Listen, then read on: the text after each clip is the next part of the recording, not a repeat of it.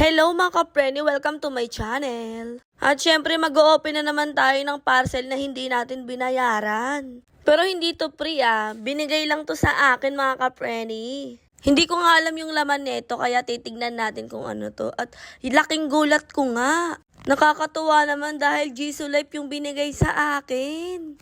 Ang mahal nito no, at hirap na hirap pa nga ako magbukas. Ayaw yata magpabukas. At titignan natin kung anong color. Wow! I love it! Color pink!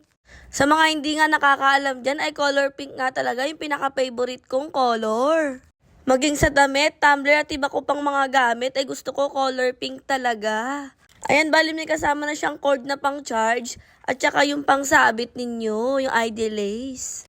Ngayon ay itatry nga natin siya kung gaano siya kalakas. Bali 1 to 5 nga pala yung speed niya mga kapreni.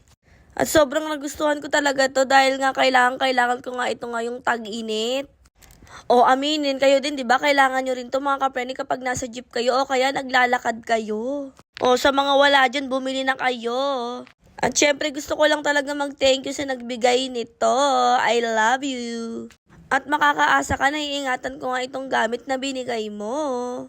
Yun lang, na-share ko lang. Thanks for watching mga kapreni babu. Please follow and share.